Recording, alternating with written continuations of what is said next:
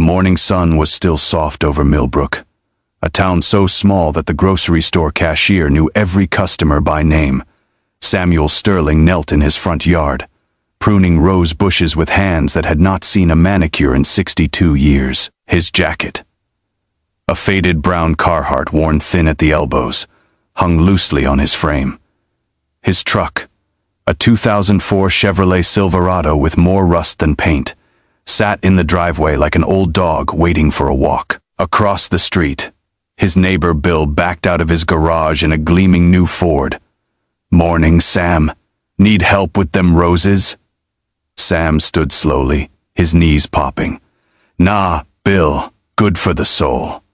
Bill laughed and drove off, never once looking back. Like everyone in Millbrook, Bill knew Sam as the widowed mechanic who fixed lawnmowers for $20 and clipped coupons from the Sunday paper. The man who brought casseroles to funerals and never missed a high school football game. What Bill did not know, what no one in this town knew, was that Samuel Sterling had built the largest logistics empire in North America. Sterling Group controlled 14 states' worth of trucking routes, 3 major railways, and a network of warehouses that stretched from Seattle to Savannah. Every time Bill ordered a package online, every time the grocery store stocked its shelves, Sam's invisible machine made it happen. And Sam preferred it that way. He had learned long ago that real wealth was not a loudspeaker. It was a cloak. The richest man in the world is not the one with the most zeros in his bank account. It is the one who can walk into any room and have no one know his name. He wiped his hands on a red rag, climbed into the Silverado, and drove to the auto parts store. He had a coupon for 15% off. He used it. 3 years earlier, Maya had brought Julian Vance home for Thanksgiving. Julian was tall, handsome, and freshly minted from Wharton. He wore a suit that cost more than Sam's truck and spoke with the easy confidence of a man who had never been told no. "So, Mr. Sterling, what do you do?" Julian had asked, holding a can of cheap beer Sam had offered him. "I fix things," Sam said. "Like a handyman." Something like that. Julian's smile had flickered, just for a moment, and Sam had seen it. That tiny, almost invisible calculation, the condescension of a young man who believed he had married beneath his station. Maya had kicked Julian under the table, but Julian had barely noticed. He was already looking past Sam, planning his next promotion, his next victory. After the dinner, Sam made a series of quiet phone calls, not to threaten Julian, to test him. He contacted the most discreet executive search firm in the world, a firm that operated out of a private golf club in Switzerland and had no website, no office, no phone number listed anywhere. He gave them one instruction: find the CEO for Sterling Logistics' underperforming Midwest division and make sure the candidate believes he found them. 6 months later, Julian received a mysterious email, 3 rounds of interviews, an offer with a starting salary of $1.2 million. He called Maya that night, breathless. "Babe, this is it. Some boutique headhunter found me. This is the break I've been waiting for." Maya, who had inherited the voting shares of Sterling Group on her 25th birthday, simply said, "That is wonderful, honey." She never told him. Sam had asked her not to. He needed to know what kind of man his daughter had married. 2 years later, Julian had turned the failing division into the most profitable arm of Sterling Logistics. He was promoted to CEO of the flagship brand. He appeared on the cover of Fay Logistics Today. Fay. He started wearing cufflinks and speaking at industry conferences, and every month, on the 15th, his paycheck was signed by a subsidiary of a holding company that ultimately answered to Samuel Sterling. Julian never knew. He thought he had climbed the ladder alone. He thought his father-in-law was just a retired mechanic living off his daughter's charity. He was wrong on both counts. The restaurant was called the Gilded Oak, and it occupied the top floor of the tallest building in the city. Crystal chandeliers, mahogany tables, a wine list that required a mortgage. Julian had chosen it to impress his parents, who were coming in from Boston. Sam arrived wearing the same blue blazer he had worn to Maya's college graduation. His shoes had been resoled twice. He looked, by any objective measure, like a retired accountant who had saved carefully for a special occasion. Maya met him at the door. "Dad, the blazer? It is a nice blazer. It is from 2007. Clothes don't expire, sweetheart." Julian was already at the table with his parents. Arthur Thorne was 70 years old, with silver hair and the heavy jowls of a man who had spent a lifetime indulging every appetite. His suit was custom, tailored. His watch cost more than most people's houses. His wife, Eleanor, sat beside him like a porcelain doll, beautiful, fragile, and completely silent. Arthur stood when Sam approached. He extended a hand that felt like a bag of marbles. Arthur Thorne, Julian's father. Samuel Sterling, Maya's father.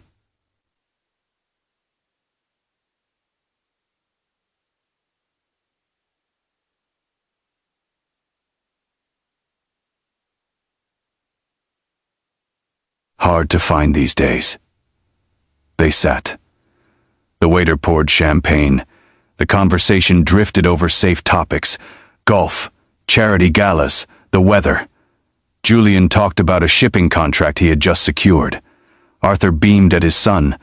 Then, as the main course arrived, Arthur set down his fork. He wiped his mouth with a cloth napkin and folded it carefully beside his plate. "Sam," he said, "there is something we need to discuss." The temperature in the room dropped. Arthur reached into his jacket and pulled out a thin leather folder. Inside were yellowed documents, brittle with age, covered in handwritten notes. "I've been doing some research. Family history, my brother Robert. Robert Thorne. He was your partner, wasn't he? 30 years ago?" Sam's expression did not change. "Robert and I were in business together a long time ago. 32 years, to be precise." Arthur's voice hardened. "You started a logistics company, just a few trucks. You brought Robert in, gave him 20%, made him a partner." "That is correct. And then one day, he was gone, stripped of his shares, penniless. He died 5 years later, broke, broken, and bitter."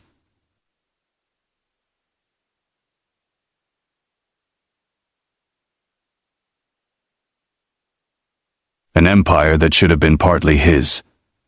An empire that should have been partly ours. Julian stared at his father. "Dad, what are you talking about?" Arthur ignored him. He named a number: $50 million. "Transfer it to an account I will provide. In exchange, I keep these documents private. No press, no lawsuit, no scandal." He leaned back, smug and certain. "You are a small-town mechanic, Sam. This kind of money is probably more than you've seen in your entire life. But I am sure Maya can help you raise it. After all, she married well." The silence that followed was absolute. Maya's hand found Sam's under the table. She was not afraid. She was waiting. Sam took a slow sip of his water. Then he raised his hand and called the waiter. "I'll have a glass of the Macallan 25. The whole bottle, actually. Put it on my tab." Arthur laughed. "Your tab in this place?" Sam did not answer. He reached into the inside pocket of his old blue blazer, the one from 2007, and pulled out a plain white envelope. Not fancy. The kind you buy in a box of 50 at an office supply store. He placed it on the table and slid it toward Arthur. "What is this?" Arthur asked. "Open it." Arthur opened the envelope. Inside was a stack of papers, crisp, white, professionally bound. He scanned the first page. His smile faltered. He scanned the second. His face went pale. "What is this?" he whispered. "The truth," Sam said. He took a sip of his whiskey. The amber liquid burned, going down, warm and smooth. 32 years ago, your brother Robert wasn't squeezed out. He was caught. He was running a parallel accounting system, a shell company that funneled money out of our operations and into his personal accounts, $4.2 million over 3 years. That is a lie. It is not. Sam pulled a document from the envelope. This is the transfer ledger. And this, he pulled another, is the confidentiality agreement Robert signed when I gave him a choice. Prison or resignation. He chose resignation. Arthur's hands were shaking. You forged these. I had 30 years to forge them? Sam shook his head. No, Arthur. I had 30 years to destroy them. I didn't, because the truth doesn't need protection, it only needs to be remembered. He leaned forward. There is more. Robert wasn't just stealing money. He was selling our routing algorithms to a competitor. He was going to bankrupt the company and take the intellectual property with him. I had two choices: press charges and send him to federal prison for 15 years, or let him walk away with nothing but his dignities. Sam's voice dropped. I chose the second option because he was my friend, because we had been boys together, because I believed in grace. The room was spinning for Arthur now. His wife Eleanor stared at the table. Julian looked like a man watching his childhood home collapse in an earthquake. Sam turned to Julian. Son, do you know why you got that call from the headhunter 3 years ago? Julian's voice was barely a whisper. Because of my track record. Because of your track record, yes, but also because I asked them to call you. Sam's eyes were soft, but they held no apology. There is no headhunter, Julian. There is only a father who wanted to give his son-in-law a chance to prove himself. Every promotion you've received, every door that opened, every opportunity, it all came from me. Julian went white. You are the owner of Sterling Group? I am Sterling Group. The words hung in the air like a thunderclap. Arthur pushed back from the table. His chair toppled over. This is absurd. You are a mechanic. You live in a house with a broken porch. The porch isn't broken, Sam said calmly. It is weathered. There is a difference. He stood up. He was not a tall man, but in that moment he seemed to fill the room. Arthur, I am not going to pay you a single dollar. I am not going to negotiate. I am not going to threaten you. I am going to tell you what happens next. He picked up the leather folder. Tomorrow morning, my legal team will review these documents. If they contain any false statements, I will file a defamation suit. If you attempt to contact the press, I will bury you in litigation for the rest of your life.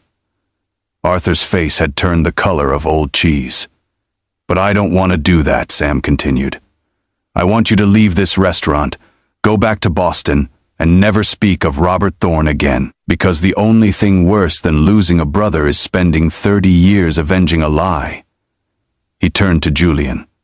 As for you, son, your job is safe. Your salary is unchanged. Your reputation remains intact, but you need to understand something. Julian swallowed. What? Your father just tried to blackmail his boss's boss's boss. And his boss's boss's boss is sitting right here. Sam tapped the table. I am not firing you because of what your father did. But from this moment forward, you need to decide whose name you want to carry. He looked at Maya. She was crying, but she was also smiling. She had been waiting for this moment. One more thing, Sam said. Maya, tell them. Maya wiped her eyes. Last year, on my birthday, Dad transferred the voting shares of Sterling Group to me. I own 51% of the company. I control the board. I sign the checks. She looked at her husband. I sign for your checks, Julian. Not Dad. Me. Julian sat down heavily. The weight of the revelation pressed down on him like a physical force. His entire career, the promotions, the bonuses, the magazine cover, it had all been an elaborate gift from the man whose oil-stained hands he had secretly pitied. Arthur grabbed Eleanor's arm. We're leaving? Good idea, Sam said. The Thornes walked out. The door swung shut behind them. For a long moment, no one spoke. Then Julian looked up at Sam. His eyes were red. Why didn't you tell me? 3 years of me acting like I was better than you, like I was the successful one. Like I was doing you a favor by marrying Maya. Sam sat down across from him. He folded his hands on the table. Julian, do you know what I saw when I first met you? Number. I saw a young man who was hungry. Not greedy, hungry. There is a difference. Greedy men take what isn't theirs. Hungry men want to earn what they get. You wanted to prove yourself. I respected that. He leaned back. But I also saw a young man who measured people by their bank accounts, who looked at my truck and saw failure, who looked at my house and saw poverty, who looked at me and saw an old man who had given up. Julian flinched. I didn't tell you who I was because I wanted you to learn something that no MBA program can teach. Sam's voice was quiet, almost gentle.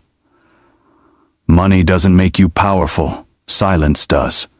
The richest man in the world is the one who can walk into a room and know. He reached across the table and put his hand on Julian's shoulder. You are a good CEO, Julian. You earned that. The headhunter was a fiction, but your results were real. You turned around a failing division. You landed the biggest contract in company history. You did that. Not me, not Maya. You. Julian's voice cracked. But I only got the chance because of you. Everyone gets their chance from someone, Sam said. The question is what you do with it, and you did well. That is why you are still sitting at this table. Maya took her husband's hand. He is right, Julian. Dad has been testing you for 3 years, and you passed every single time. Julian looked at Sam. What about my father? Nothing, Sam said. If he is smart, he'll go home and never mention Robert again. If he is not smart, he shrugged. I have very good lawyers. He picked up his whiskey glass and drained it. Then he smiled. The same quiet smile he wore when he was pruning roses or changing oil. Julian, he said, a word of advice. That suit you are wearing. It is very nice. But remember, a suit is just a uniform. It doesn't make you a leader. It doesn't make you powerful. Real power never announces itself. It doesn't need to. He stood up. Now, if you'll excuse me, I have a long drive home, and my truck has a clicking sound that needs attention. The drive back to Millbrook took 45 minutes. Sam took the back roads past the dairy farm with the crooked fence and the pond where he had taught Maya to fish when she was 7. The Silverado's engine clicked the whole way. He pulled into his driveway at 11:17 p.m. The porch light was on. He had left it on because his wife, before she passed, had been afraid of the dark. He parked the truck, walked into the garage, and stood for a moment in the quiet. The air smelled of motor oil and old wood and the faint, sweet scent of the roses he had pruned that morning. His phone buzzed.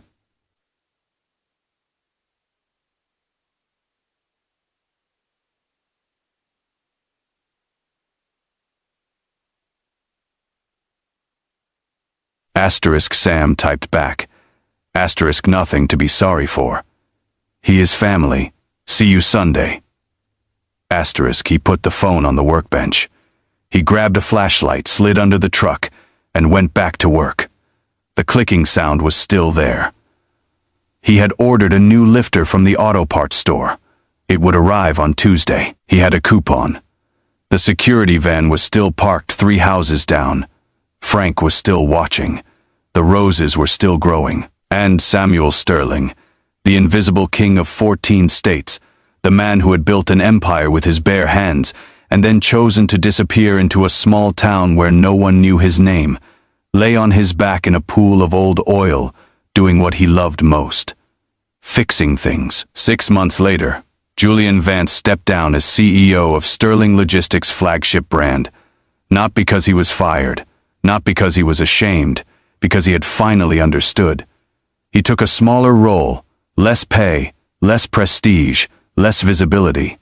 He moved with Maya to a town very much like Millbrook. He bought an old house with a cracked porch and spent his weekends learning to fix it himself. His father, Arthur, never spoke of Robert again.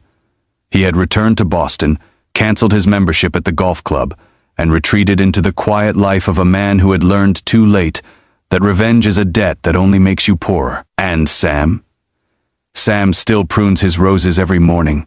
He still drives the Silverado.